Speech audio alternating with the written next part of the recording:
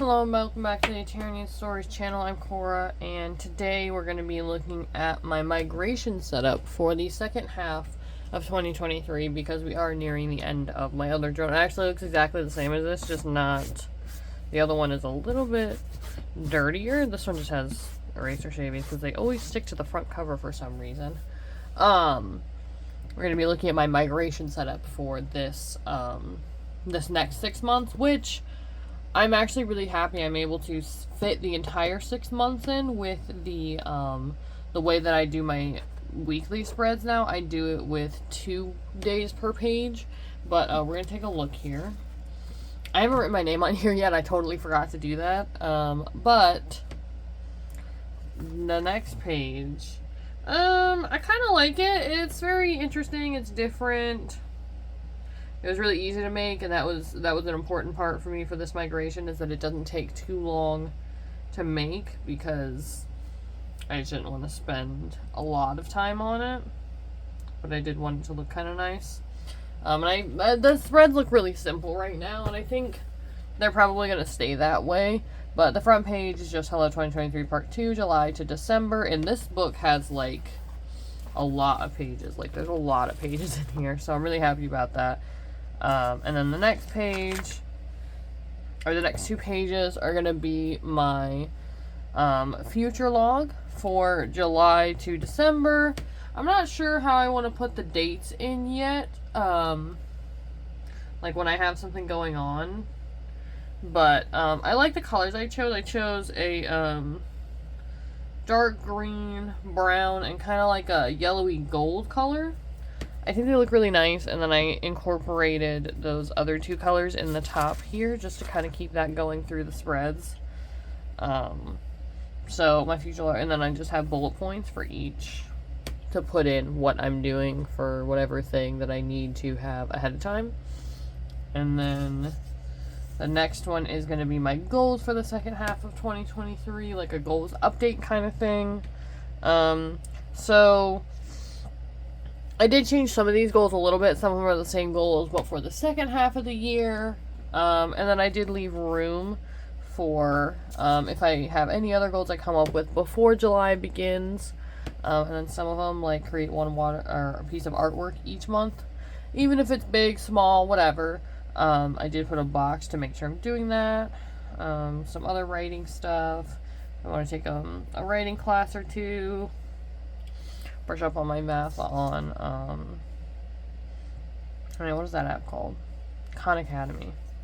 So I'm not as good at math as I used to be, and I'm kind of sad about it. But, yeah, so the goals are really simple. Yeah,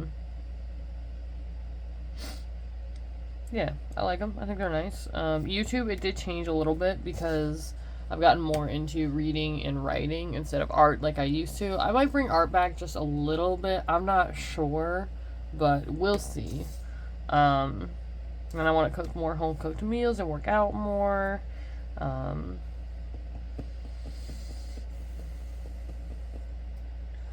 want to work more on taking time for myself, like mental health days, because I always feel like I have to be so productive all the time, even on like a day off. So I want to make sure I'm taking time for myself and stuff here.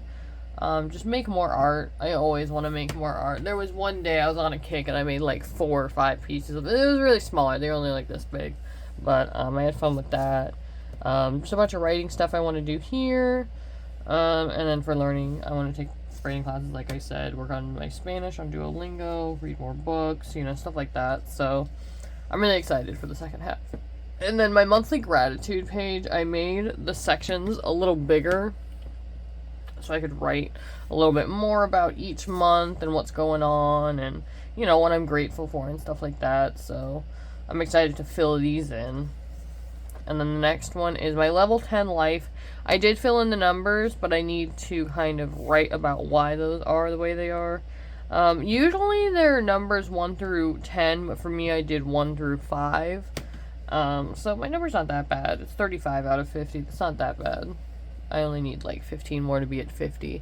And then over here is going to be an action plan for how to get some of these numbers higher or keep them where they are, because only 2 of them are 5s.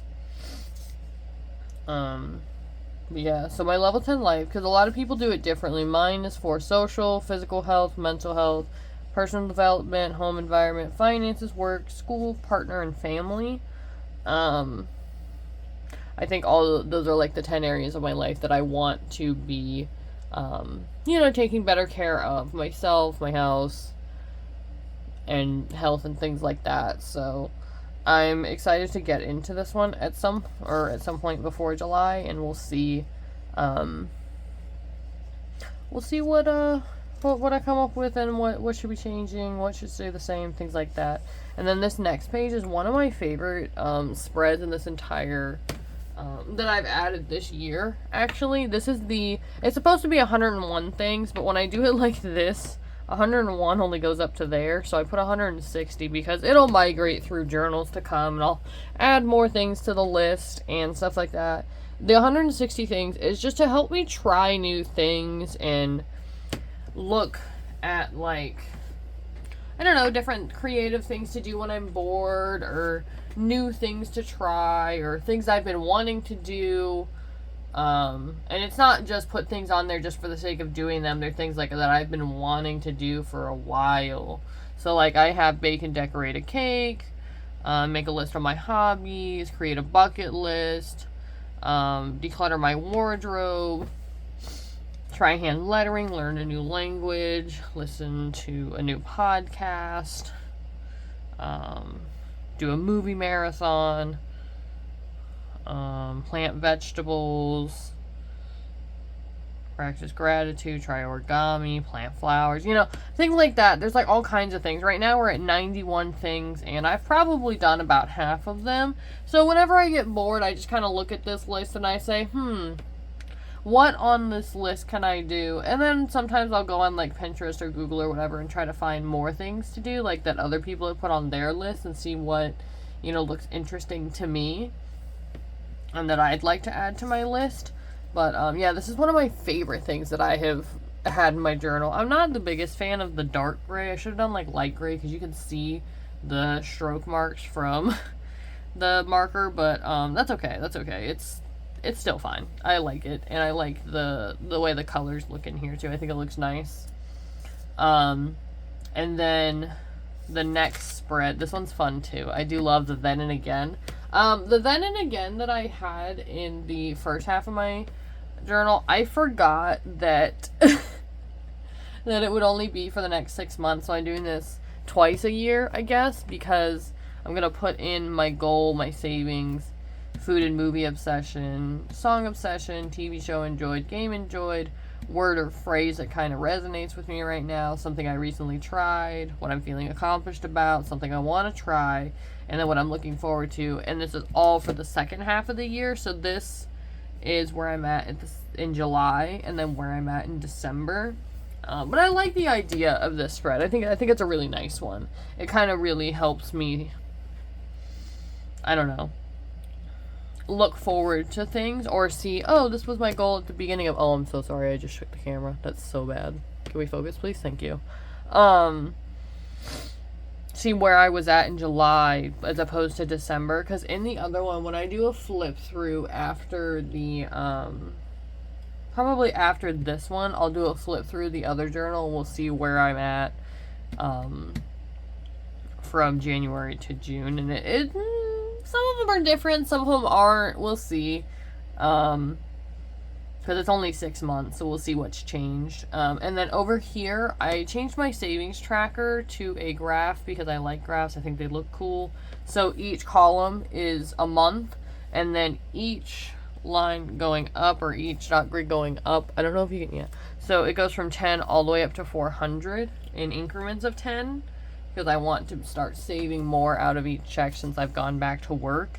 And, just a little bit every time. Not even like $100. I mean, I could save $100 each check, but the number only goes up to 400. I should have done the increments a little different. But I guess I'm looking to save 400 by December. Maybe more than that. I don't know. We'll see what happens. How much I can resist going to the art store in general. But yeah, I'm excited to see this thing, like, watch the graph go up. I think that'll be really cool to see. And then the last set of spreads I have here is going to be my wish list. Just so, you know, I'm keeping up with the things that I want, need, stuff like that. And I'll make columns later when I start filling it in for if I bought it, if I bought it online, if it was shipped to me, you know, stuff like that, how long it took to get here. So I have 3 categories. I have art, reading, and miscellaneous, which is just going to probably be like office supplies and things like that. So plenty of room to write down the things that I want / need throughout the second half of the year.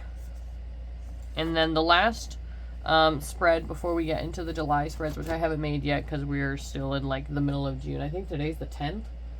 I made my middle of the year journal because every time I make a new journal or a new bullet journal, I do like to write about the year, where I'm at in, you know, this second half of the year, what my hopes and dreams, goals, whatever are for the second half of the year. I like to write it all here just to kind of remind myself where I was at when I set up this journal and stuff. So probably when I set up my July spreads, I'll work on this, and then I'll have an idea of where I want to go with this journal, what I'm looking forward to getting out of it, what kind of things I want to do, change, explore, things like that. So yeah, that's going to be the whole spread here, or the whole spread. That's all the pages I did for the second half of 2023. You'll notice I don't have my YouTube spreads in there anymore, and in my June setup I mentioned that I have a Rocketbook notebook that it's erasable, so I put all of my YouTube stuff in there because the amount of paper I would use trying to put my YouTube videos in, and all the things that I need to do to get them done would just take up way too much paper, and I don't actually have the space in this journal for that. I wouldn't have enough for all 6 months with 2 pages per spread if I did put my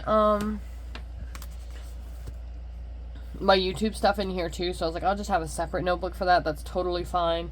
And then there's something else I don't have in here either. Oh, my reading journal stuff. I don't have my reading journal stuff in here either because what's the point? I have an actual reading journal. It looks just like this, but it's pink. And I'll probably update you guys on that because I made a video about me setting it up and what it looks like and what kind of statistics I keep. I write about the book after I write, or after I read it and stuff like that. So I'm not going to keep that in here. I'm going to keep it in its separate notebook. And the reading journal, I'm not sure how long it's going to be in that journal because it just kind of depends on how many books I read before I finish the journal. Because like I said, there are a lot of pages in these journals. So that one I'm probably going to keep for at least 2023 and 2024, if not more. Like I said, it depends on how much I read. So let me know down in the comments what kind of spreads you guys like to put in your bullet journal setups. Do your journals last you half a year, a full year? Is there any other spreads you'd like to see set up or anything like that? And I'll see you guys in the next video. Bye!